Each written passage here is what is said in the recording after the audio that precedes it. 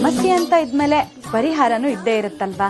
ಮಕ್ಕಳಿಗೆ ಓದಿನಲ್ಲಿ ನಿರಾಸಕ್ತಿ, ಎಷ್ಟೇ ಚೆನ್ನಾಗಿ ಓದಿದ್ರು ಒಳ್ಳೆ ಕೆಲಸ ಸಿಗದೆ ಇರೋದು, ಸರ್ಪದೋಷ ಕುಜದೋಷದಿಂದ ಮದ್ವೆಯಲ್ಲಿ ವಿಳಂಬ, ಸಣ್ಣ ಪುಟ್ಟ ಮನಸ್ತಾಪದಿಂದ ಗಂಡ ಹೆಂಡತಿ ದೂರ ಆಗಿರೋದು, ಅತ್ತೆ ಸೊಸೆ ಜಗಳದಿಂದ ಸಂಸಾರದಲ್ಲಿ ತೊಂದರೆ, ಅಣ್ಣ ತಮ್ಮಂದಿರು ಆಸ್ತಿ ವಿಚಾರಕ್ಕೆ ಕೋರ್ಟ್ಗೆ ಅಲ್ದಾಡೋದು, ಹಾಗೆ ಮೈ ತುಂಬಾ ಸಾಲ ಮಾಡ್ಕೊಂಡಿರೋದು, ಪ್ರೀತಿ ಪ್ರೇಮ ನಂಬಿ ಮೋಸ ಹೋಗೋದು, ಹಾಗೆ ನಾವಿಷ್ಟಪಡೋರು ನಮ್ಮನ್ನ ಇಷ್ಟಪಡೋದು, ಸ್ತ್ರೀ ಪುರುಷರಿಂದ ತೊಂದರೆ. ವಿಶೇಷವಾಗಿ ನಿಮ್ಮ ಜನ್ಮ ಜಾತಕದಲ್ಲಿ ಏನಾದ್ರೂ ದೋಷ ಇದ್ದು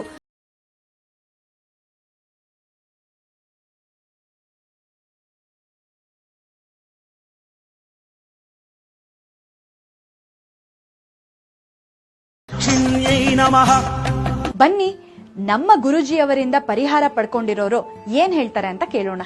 ನಮ್ಮ ಮದುವೆ ಆಗಿ 4 ವರ್ಷ ಆಯ್ತು. 4 ವರ್ಷದಿಂದ ನಮ್ಮ ಮುಂದೆ ಹೊಂದಾಣಿಕೆನೇ ಇರಲಿಲ್ಲ.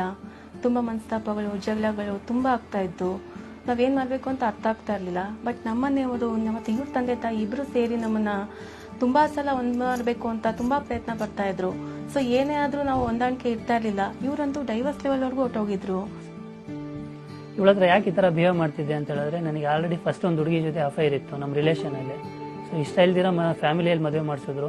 ಇಷ್ಟ ಇಲ್ದಿರ ಇವ್ರ ಹತ್ರ ಹೇಗೆ ಸಂಸಾರ ಮಾಡಲಿ ಅಂತ ಗೊತ್ತಾಗ್ತಾ ಇರಲಿಲ್ಲ. ಅದಕ್ಕೆ ನನಗೆ ಒಂಚೂರು ಇಷ್ಟ ಇಲ್ಲ ಅಂತ ಹೇಳ್ಬಿಟ್ಟು ಡಿವೋರ್ಸ್ ತಗೊಳಕ್ಕಂತ ಹೋಗ್ಬಿಟ್ಟಿದ್ದೆ. ಹೀಗಿರುವಾಗ ನಾವು ಗುರುಜಿಗಳ ಹತ್ರ ಹೋದ್ವಿ. ನಮ್ಮ ಸಮಸ್ಯೆಗಳೇನಿದೆ ಅವ್ರ ಹತ್ರ ಹೇಳ್ಕೊಂಡ್ವಿ. ಮತ್ತೆ ಇವ್ರ ಬಗ್ಗೆ ಒಂದು ಅಫೇರ್ ತರ ಇತ್ತು. ಅದರಿಂದ ಅವ್ರು ನನ್ನ ಹತ್ರ ಜಾಸ್ತಿ ನೋಡ್ಕೊತಾ ಇರಲಿಲ್ಲ. ತುಂಬಾ ಜಗಳಗಳಿತ್ತು.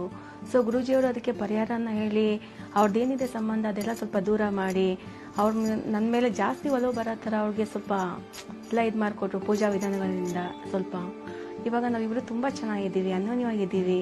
ಸದ್ಯದಲ್ಲೇ ನನಗೊಂದು ಮಗು ಹೋಗ್ತಾ ಇದೆ.